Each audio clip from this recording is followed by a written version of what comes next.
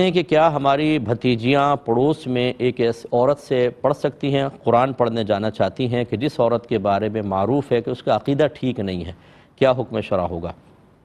دیکھیں، اگر آپ جانتے ہیں، کنفرم ہے، بعض تو لوگ افواہ اڑا دیتے ہیں خواہ، لیکن اگر آپ کو یقین ہے کہ اس کے عقائد ٹھیک نہیں ہیں، وہ اللہ تبارک و تعالیٰ کے بارے میں غلط قسم کا عقیدہ رکھتی ہے، یا ہمارے نبی کریم کے بارے میں، صحابہ کرام، آل بیت اطہار کے بارے میں، تو ہرگز اپنے بچوں کو ایسے ٹیچر سے نہ پڑھوایا جائے۔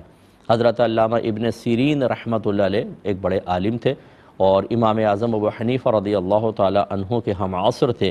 کچھ لوگ ان کے پاس آئے اور کہا کہ ہم آپ کو قرآن سنانا چاہتے ہیں۔ آپ نے فرمایا میں نے نہیں سننا۔ بہت اصرار کرتے رہے، آپ منع کرتے رہے۔ انہوں نے کہا اچھا چند حدیثیں سن لیں۔ فرمایا کہ نہیں، حدیث بھی نہیں سنوں گا۔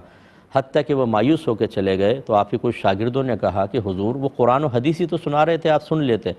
تو آپ نے ارشاد فرمایا کہ اصل میں یہ بد عقیدہ لوگ تھے، ان کے عقیدے میں خرابی تھی۔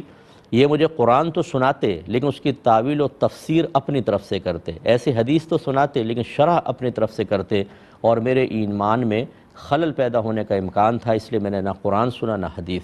اس لیے اس چیز کو ذرا ذہن میں رکھیں، بہت ہی امپورٹنٹ ہے۔ تو بچوں کو کس استاد سے پڑھا رہے ہیں یہ اچھی طرح سمجھیے، کیونکہ بچوں کا ذہن ایک سلیٹ کی طرح ہوتا ہے، صاف سلیٹ، اس پہ جو لکھ دیں گے وہی نقش ہو جائے گا، اس لیے اس طرح کے لوگوں کے پاس نہ بھیجا جائے۔